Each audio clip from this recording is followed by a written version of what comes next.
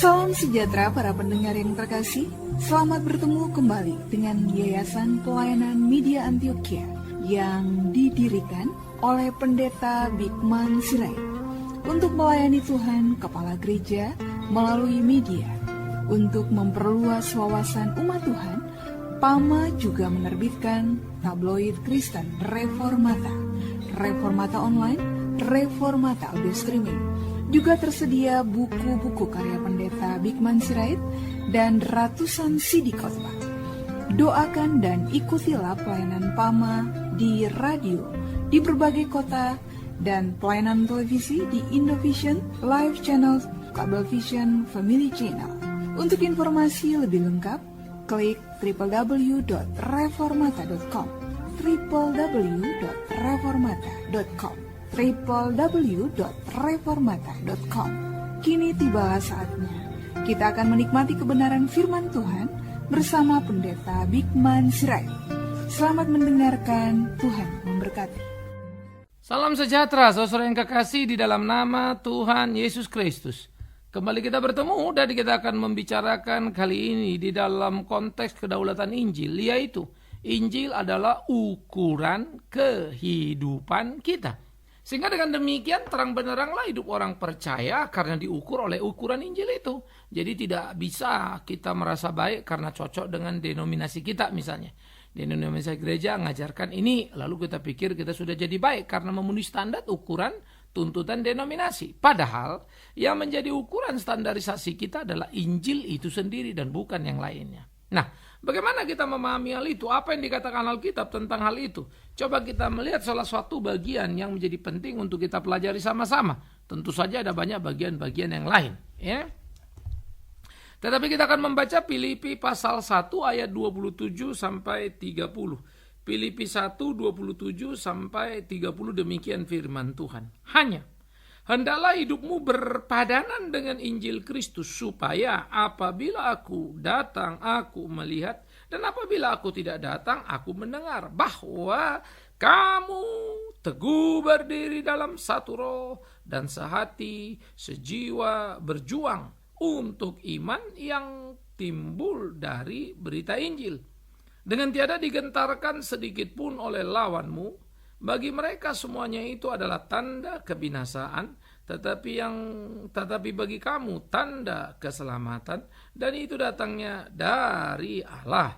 Sebab kepada kamu dikaruniakan bukan saja untuk percaya kepada Kristus, melainkan juga untuk menderita untuk Dia.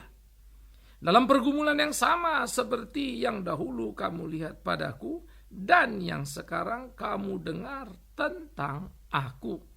Saudara-saudaraku yang dikasihi oleh Tuhan Yesus Kristus, bagaimana kita meletakkan Injil itu sebagai ukuran kehidupan kita? Maka menarik apa yang dikatakan Rasul Paulus kepada jemaat di Filipi. Supaya dikatakan pertama hidup orang Kristen harus menjadi hidup yang berpadanan dengan Injil Kristus. Saudara, hidup yang berpadanan dengan Injil Kristus. Kedengarannya familiar dengan telinga kita. Tapi kalau kemudian kita jadikan alat ukur jadi susah juga ya. Apa alat ukurnya? Yang berpadanan dengan Injil Kristus. Karena tiap orang nanti bisa jadi berkhotbah menafsirkan Injil Kristus itu berbeda-beda. Injil Kristus adalah Injil yang memberkati misalnya kan. Membuat kita menjadi kaya, tetap sehat. Itulah iman. Kan jadi lain lagi. Lalu yang sebelah sana bilang, oh bukan itu. Tahan menderita, tahan banting. Itulah iman. Jadi tidak peduli itu berkat-berkat materi misalnya. Atau di antara keduanya. Memang bukan berkat materi yang paling utama, tapi bukan berarti kita tidak membutuhkannya. Tapi bagaimana hidup sesuai kehendak Injil itu. Dan menempatkan berkat materi sebagai hal yang akan dilengkapi oleh Tuhan, bukan tujuan tapi alat. Nah, ini kan menjadi satu pemikiran-pemikiran yang penting, saudara. Satu yang namanya teologi sukses, satu lagi teologi penderitaan. Bukankah kita juga harus seimbang? Tapi bagaimana keseimbangan? Nah, oleh karena itulah ketika dikatakan, aku mau supaya hidupmu berpadanan dengan Injil Kristus, menyisakan pertanyaan. Apa ukurannya Injil Kristus itu? Yang sesuai dengan Injil Kristus, yang berpadanan dengan Injil Kristus. Tetapi istilah berpadanan dengan segera menunjuk kepada kita kesesuaian, kesamaan, ya, kesejajaran, dengan Injil Kristus itu. Nah, baru nanti kemudian ini dulu nih, sepadan. Jadi sama dengan, sejajar dengan, seperti kan begitu ya, yang ada dituntut dari Injil itu. Apa yang dituntut dari Injil? Nah, itu yang menarik. Yang pertama dikatakan apa? Langsung dikatakan berikut. Dan yang sepadan dengan Injil itu adalah keharuman namamu. Waduh, ini luar biasa ya. Sehingga dikatakan kalau aku datang, aku melihat. Kalau tidak datang, aku mendengar, kamu teguh berdiri dalam imanmu itu. Jadi keharuman nama itu dulu menjadi sangat penting ternyata. Tetapi harum nama tidak berkaitan dengan bahwa kamu pejabat tinggi. Harum nama tidak berkaitan dengan kamu pengusaha sukses. Harum nama tidak berkaitan dengan kamu profesionalis yang hebat. Bukan. Tetapi harum nama sangat berkaitan erat dengan apa? Dengan kualitas kehidupan orang percaya. Jadi ingat ya, bukan kuantitas. Kalau kaya, ya, pengusaha hebat, pejabat tinggi, orang top gitu ya, atau profesional hebat, itu berkaitan dengan kuantitas. Angka itu ukurannya. Tapi ini berkaitan dengan kualitas. Jadi bukan uangnya itu. Bukan berarti juga nggak perlu uang itu kan ya. Jadi kita ASKC menyiksa diri. Bukan juga. Tetapi bagaimana sebetulnya mengukur kehidupan dengan semangat yang tinggi, sehingga hidup kita sepadan dengan Injil itu, yaitu bahwa pertama dikatakan kita menjadi satu roh. Saudara-saudara, satu roh, saudara nggak usah pikirkan, apa ini satu roh gitu ya, oh roh kita jadi satu. Bukanlah.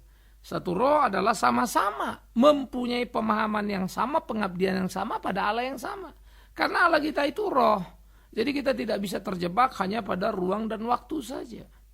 Allah kita itu roh, tidak terlihat oleh mata itu kan. Sehingga ketika dikatakan satu roh, kita punya semangat yang sama dalam beragama kita. Kita punya semangat yang sama dalam percaya kepada Injil kita. Kita punya semangat sama satu. Itu namanya satu roh. Sama-sama memuji Allah yang hidup, sama-sama taat pada Allah yang hidup. Sehingga semuanya God oriented, tidak ada satupun yang self oriented. Nah, itu gampangnya. Itulah satu roh. Sehingga orang-orang yang satu roh tadi dikatakan sama-sama sepengabdian, sama-sama benar di dalam rohaninya. Apa yang menjadi tujuannya? Satu roh tidak sama dengan sama-sama kita satu gereja lalu di gereja yang sama. Bisa kita satu gereja, di gereja yang sama. Tapi belum tentu roh kita sama. Dalam semangat arah tadi. Yang satu kemana, yang satu kemana. Oke, jadi sangat clear sekali. Itu menyangkut lagi pada kualitas hidup keagamaan kita. Itulah orang yang dikatakan bahwa Paulus mengatakan hidup kita berpadan pada Injil adalah dalam ukurannya tadi dibilang kalau dia datang dia melihat, kalaupun gak datang dia dengar. Kamu orang yang teguh berdiri dalam iman percaya. Begitu gak kita? Sehingga orang tahu kita, mungkin mereka melihat, tetapi mungkin juga tak melihat, tapi mendengar. Atau mereka lihat apa? Justru hidup kita amburadul. Semua berpusat pada diri. Apa yang mereka dengar? Justru kita cabik-cabikan. Atau suka sekali berbahasa basi, tapi hidup kita tidak menunjukkan kelas. Ini penting. Jadi bukan segi kegiatan ya. Oh dia ngelihat kita bolak-balik pergi datang gereja seminggu 3-4 kali. Ya, mau 100 kali pun kau. Tuhan tidak tertarik dengan itu. Orang Parisi itu seminggu puasa 2 kali. Ya. Tidak ini, tidak itu. Tapi Yesus bilang apa? Dia lihat doa pemungut cukai yang dengan jujur mengaku, ampuni aku orang berdosa ini, tidak tahu puasa itu. Ke bait Allah pun seringkali lupa, bahkan kadang-kadang gak mau sengaja. Tapi dia sadar dosa dan diakui. Tuhan dengar doanya pemungut cukai dan bukan orang Parisi. Baca Alkitab itu baik-baik. Ini ukuran yang luar biasa, saudara. Karena itu mari kita ukur semua ukuran itu dengan apa yang dikatakan Injil, berpadanan dengan Injil. Yang kedua tadi, kamu satu roh dan sehati sejiwa. Saudara-saudara, sehati sejiwa itu menjadi sesuatu yang jadi sangat penting. Ya, seia sekata. Bagaimana kita bersama-sama. Lagi-lagi saya bilang tidak ada yang mempunyai agenda tersembunyi di dalam kesamaan itu. Semua sama-sama pelayanan. Jangan sampai ada yang satu maunya top dalam pelayanan itu. Yang satu lagi supaya orang lihat dia pelayanan. Yang satu lagi punya tujuan berbeda lagi misalnya. Ada banyak orang mau ikut paduan sara. Oke, semuanya memang bisa suaranya bagus-bagus. Tapi yang satu mau paduan suara karena mau melayani Tuhan. Yang satu mau paduan suara supaya orang lihat dia tampil di atas panggung. Yang satu mau ikut paduan suara supaya terlihat dia pelayanan. Yang satu lagi ikut paduan suara karena dia lagi cari pasangan misalnya. Ada hal-hal terselubung ketika dia melakukan. Bahwa kalau dalam paduan suara saudara dapat pasangan itu bukan dosa. Tapi ketika pergi untuk tujuan itu dan bukan memuliakan Allah, itu masalah. Nah, jadi bagaimana ketika kita ada di satu tempat, untuk apa? Ketika ada kita satu tempat, apa yang menjadi sesuatu dalam batin kita? Nah, semua kita dituntut untuk sama. Sama-sama sehati sejiwa, melayani Allah yang sama. Tidak mencari keuntungan bagi diri sendiri. Tidak mencari popularitas atau apapun bentuknya. Yang kemudian bisa dinikmati oleh manusia berdosa ini. Tidak. Nah, jadi inilah yang menjadi pemikiran kita, inilah yang menjadi kesungguhan, keseriusan. Bagaimana kita memahami apa yang menjadi kehendak Allah dalam hidup kita. Ini yang harus kita perhatikan dan ini yang harus kita saksikan dimanapun kita ada. Sehingga sehati, sejiwa menjadi kata yang penting dalam hidup kekristenan. Orang di Korintus adalah jemaat-jemaat yang ribut dan Paulus tegur mereka. Kalian ini sungguh-sungguh tidak berpadan pada Injil. Bahkan kalimat yang dipakai Paulus begini ya. Kalian masih duniawi karena kalian berselisih. Sebetulnya si ayat Alkitab clear ya. Tapi orang Kristen sekarang kalau selisih 1000 dalih. Walaupun basa-basi. Dan orang dunia pun tahu itu nggak benar. Kadang-kadang ya tapi itulah sulitnya ya. Tapi semua kita memang sudah terlatih sih basa-basi. Padahal fakta yang ada tidak terbantah. Ya. Semua kamuflase kalau saya perhatikan begitu. Karena ucapan-ucapan yang murni sulit didapatkan. Oh nggak apa-apa, kita ikut Tuhan, kita ini. Tapi itu diplomasi dalam komunikasi. Tapi tidak dalam kualitas hidup sehari-hari. Ya ini juga rawan. Jadi kesepadanan dengan Injil sehati sejiwa tadi membuat mereka tidak terpecah. Seperti yang Paulus bilang. Bahkan Paulus mengkritik di Korintus ada juga bahkan orang yang memberitakan Injil. Tapi untuk kepentingan perutnya. Waduh, ngeri juga ya. Ternyata mereka nggak sehati, nggak sejiwa tuh. Ya. Satu memberitakan Injil untuk nama, satu memberitakan Injil untuk isi perutnya. 1001 macam ada di sana. Satu untuk egonya sampai ada pertikaian, perpecahan. Bahkan di Korintus orang sombong-sombongan dalam karunia roh. Aku bisa mujizat, karunia mujizat. Aku bisa karunia bahasa roh. Aku bisa karunia nubuat. Berkelahi satu dengan yang lain. Sehingga Korintus itu bukan contoh yang baik. Teguran.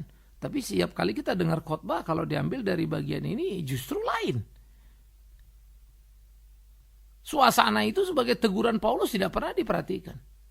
Ini memang jadi repot ya kalau membaca Alkitab kita nggak memahami konteksnya. Kita nggak memahami apa yang menjadi tujuan dari Rasul berbicara. Akhirnya kita bawa seenak perut kita. Lalu bilang firman Tuhan kan kaya tidak terbatas. Hehe. Apanya yang tidak terbatas? Memang firman Tuhan tidak terbatas. Dia lebih luas dari apapun, lebih kuat dari apapun. Tapi waktu Anda menafsir, Anda harus berani membatasi diri. Bedakan itu firman Tuhan tidak terbatas dengan kau sebagai penafsir terbatas. Dengan kamu, saya sebagai pengkhotbah terbatas. Maka sampai Alkitab ingatkan, jangan tambah, jangan kurangi. Kau tidak hak. Hebat ya. Begitulah orang Kristen menaklukkan diri sehingga berpadanan dengan Injil ketika mereka tunduk kepada apa yang menjadi kehendak Injil. Mereka satu roh di dalam sama-sama melayani Allah yang tidak terlihat mata itu. God oriented, sehati sejiwa. Bagaimana menjalani semuanya bukan untuk keuntungan diri tapi kemuliaan Tuhan itu. Dan apapun yang dikerjakan tidak membuahkan pertikaian. Itu akan menjadi satu ukuran kehidupan orang yang mengenal Injil yang hidup itu. Ini penting saudara yang kekasih. Nah kemudian dikatakan lagi yang menjadi menarik. Bagaimana kemudian itu menjadi ukuran kehidupan yang luar biasa yang harus ada pada hidup tiap orang percaya. Bagaimana itu berlangsung dan berlaku dan bagaimana hidup mereka semestinya. Ini penting. Nah karena itulah dikatakan lagi di dalam bagian berikutnya. Ya, ketika kemudian kamu berjuang untuk iman yang timbul dari pemberitaan Injil itu, maka kamu tadi satu roh, sehati sejiwa, untuk apa? Berjuang untuk iman itu. Jadi bukan untuk nina bobok, bukan untuk duduk-duduk. Bukan untuk sekedar praise and worship di ruangan kita saja. Tapi berjuang untuk pemberitaan Injil itu. Berjuang supaya bagaimana iman yang timbul dari berita Injil menjadi sesuatu yang applicable, menjadi sesuatu yang luar biasa, menjadi sesuatu berkat bagi dunia sekitar kita.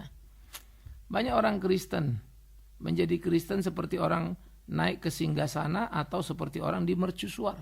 Semua bisa dilihatnya, tapi dia nggak pernah turun ke bawah. Ya, selalu berdoa, memuji Tuhan, wah begini begitu, tapi orang lapar tidak pernah disentuhnya. Saudara merasa itu salah apa enggak ya? Oh nanti Tuhan yang jamah mereka. Loh, Tuhan suruh kita kok. Kalau Tuhan mau jamah mereka nggak perlu ada orang lain kan. Tuhan bisa bikin apa saja kok. Tuhan yang jadikan kita. Kita diberi tugas memperhatikan mereka, mengurus mereka. Nah ini mestinya penting. Sehingga perjuangan, kata ini saya suka dipakai. Untuk iman itu, ini penting. Kita berjuang. Kita pejuang-pejuang iman semua kita. Nah orang berjuang itu nggak ada di kandang. Orang berjuang itu nggak ada di keenakan, di kenikmatan. Oh kita bikin KKR misalnya. Ya saudaraku, membuat KKR itu pun mudah. Tahu saudara habis kebaktian, saya ini pendeta yang bicara juga di KKR. Selesai bicara, selesai. Saya nggak ngurusin lagi mereka kan. Sebetulnya saya sudah prestisnya dapat. Kehormatan pun dapat. Namanya pembicara. Jadi saya bisa klaim, bisa cerita. Yang dengar saya sekian puluh ribu orang. Oh begini dan begono. Saya bisa bikin apa saja. Dan saya untung karena itu. Sehingga kalau saya bertanya sebetulnya apa yang saya bilang perjuangan. Oh itu jadi serius juga itu. Oh memberitakan Injil itu. Yes. Tetapi apakah kemudian itu tampak dalam hidup keseharian kita? Apakah kita bersentuhan dengan problema kehidupan ini? Kalau tidak kan sebetulnya kita sudah menjadi makhluk eksklusif bukan? Yang punya kelas tersendiri. Ini Kristen apa nih? Itu sebab kemudian dikatakan oleh Rasul Paulus di bawahnya. Supaya kamu ini memberitakan Injil, iman yang sejati itu, dengan tidak digentarkan sedikit pun oleh lawanmu, atau oleh orang-orang yang baginya apa yang kau katakan tanda kebinasaan sehingga tidak menyenangkan. Padahal bagimu itu adalah tanda keselamatan. Maka mereka akan melawanmu, memusuhimu, menekanmu. Jadi ada perkelahian sengit yang terjadi, saudara. Perkelahian kualitas kehidupan. Di situkah kita? Atau kita sudah terjebak dalam suasana comfort zone yang luar biasa? Dan kita berpikir kita sudah melayani Tuhan karena kita kumpul doa seminggu sekali. Kita pikir kita sudah melayani Tuhan karena kita lakukan apa yang harus kita lakukan. Kita pikir kita sudah melayani Tuhan karena kita nyumbang kiri, nyumbang kanan. Padahal yang dituntut oleh Tuhan adalah hidup kita. Jikalau orang memberikan hidupnya, apalah sulitnya memberikan hartanya. Tapi jikalau orang memberikan hartanya, belum tentu dia berani memberikan hidupnya. Ini ukuran Injil itu di situ, yang berpadanan dengan Injil itu begitu. Jadi jangan dikamuflase. Hanya karena dia memberikan hartanya lalu kita puji-puji seakan-akan dia sudah memberikan seluruh jiwanya, raganya untuk Tuhannya, padahal enggak. Nah, ini terjadi kamuflase lagi. Tuhan tidak mau itu. Itulah saudara-saudara yang kekasih yang saya katakan tadi. Perjuangan iman memerlukan kemurnian ya di dalam menggarap seluruh apa yang kita kerjakan. Sehingga tidak ada private interest kita di sana, tujuan pribadi kita. Tapi semuanya semata-mata untuk menyenangkan Tuhan itu. Karena apa? Argumentasi Injil yang digambarkan oleh Paulus menarik. Karena kepadamu dianugerahkan bukan hanya percaya, tapi juga menderita untuk Dia. Filipi 1 ayat 29 ini perlu. Orang Kristen dianugerahkan, menerima anugerah bukan hanya percaya, tapi menderita. Lihat itu ya, menderita itu anugerah. Sayangnya, makanya kita sebetulnya kalau mau dipikir-pikir, lari sekali ya. Dari apa yang kita pahami, apa yang kita dengar. Anak Tuhan tidak akan menderita. Saya nggak tahu yang salah Paulus apa para pengkhotbah masa kini. Saya nggak tahu yang salah Paulus atau umat-umat yang mulai bicara sana sini. Tapi jelas dikatakan kepada kita dianugerahkan bukan hanya percaya kepada Kristus, tapi menderita untuk Dia. Maukah kita? Siapkah kita? Relakah kita? Atau kita putar balikkan, kita nggak akan pernah menderita karena kita sudah ditebus oleh Kristus, hidup kita akan bahagia selama-lamanya. Apakah begitu? Kita akan mendapat apa yang kita inginkan karena kita anak raja. Itukah? Di mana mental pejuang kita? Para pejuang iman. Di mana mental kegairahan kita? Sehingga hidup kita bisa diukur berpadanan dengan semangat Injil itu. Oleh karena itulah saudara-saudaraku yang kekasih, Paulus tidak hanya berteriak kepada orang-orang di zamannya, tapi Paulus meneriakkannya dengan cara yang bertanggung jawab. Nah, itu yang saya suka dari seorang rasul. Dalam pergumulan yang sama dikatakannya, seperti yang dahulu kamu lihat padaku dan yang sekarang kamu dengar tentang aku. Waduh, luar biasa ya. Paulus bukan hanya menulis, bukan hanya bicara. Paulus melakukannya. Paulus terlibat di pergumulan dan bukan hanya penganjur saja atau yang menyuruh saja, menganjurkan orang bertempur sendiri, tidak. No. Paulus terlibat di dalamnya. Kapan? Dulu. Kapan? Sampai sekarang. Artinya sampai surat itu ditulisnya. Artinya apa lagi? Konsistensinya tinggi sekali. Itu loh. Sehingga konsistensi Paulus dalam menjalankan tugas yang diembannya itu ekstra luar biasa. Mestinya inilah yang kita pikirkan dalam kehidupan keimanan kita, saudara-saudara. Bagaimana hidup keimanan kita itu diwarnai oleh keunggulan kehidupan dan kualitas keimanan. Sehingga hidup kita terarah kepada apa yang menjadi kehendak Tuhan. Dan hidup kita seperti yang dikehendakinya. Alangkah amat sangat indahnya kalau itu hidup di kehidupan kita. Begitulah seharusnya orang-orang Kristen seperti yang digambarkan oleh Rasul Paulus. Hidup dalam keimanan yang penuh. Seperti apa yang Tuhan mau, melakukan apa yang menjadi kehendak Tuhan itu. Maukah kita hidup seperti itu? Hidup berpadanan dengan Injil itu? Maka gairahkanlah dirimu. Tetapi marilah kita mulai mengukur diri kita sebagai pribadi, sebagai kelompok, sebagai organisasi gereja, begitu ya. Kita di situ enggak ya? Atau kita hanyalah orang-orang yang rutin sudah berjuang dari minggu lepas minggu bagaimana menyelenggarakan ibadah, tengah minggu, begitu ya, itu saja sudah. Tapi sebetulnya kita tidak pernah peduli pada apa yang terjadi di sekitar kita, isu-isu yang sedang bergerak, pergumulan, persoalan yang dihadapi oleh banyak orang. Kita terlalu asik dengan diri kita sendiri, dengan doa-doa kita yang mengarah kepada kepuasan diri, kenikmatan diri, kenyamanan hidup ini. Kita menjadi sangat self-oriented. Tapi kita selalu menyebut-nyebut nama Tuhan. Kita membagi-bagi harta kita. Padahal yang kita bagi sedikit saja. Namun seakan-akan kita sudah memberi pada dunia ini. Dan yang lebih hebat lagi. Kita berpikir dengan memberi. Kita tidak perlu lagi melakukan ini dan itu. Cukup sudah. Temukan bahagia hidup keimananmu. Dalam hidup seperti apa yang Tuhan mau, atau saudara akan melakukan kegiatan-kegiatan duniawi saudara, tetapi Tuhan tidak mengenal saudara. Saya selalu akan mengingatkan kita, ya, di dalam kedaulatan Injil itu. Tidak setiap orang menyebut namaku Tuhan, Tuhan masuk surga. Tapi mereka yang melakukan kehendak Bapakku. Lalu ada yang bilang, aku mengusir setan dalam namamu. Bernubuat dalam namamu, membuat mujizat dalam namamu. Tapi Yesus berkata, enyalah engkau, pembuat kejahatan, aku tidak kenal kau. Waduh, padahal kalau di gereja ini orang top ya. Bikin mujizat loh. Mengusir setan. Hebat dong. Nubuat jago banget di khotbah. Tapi ternyata tidak dikenal Tuhan. Apalagi kalau cuma sekedar kita bilang, aku juga beri harta loh. Bagi-bagi uang loh.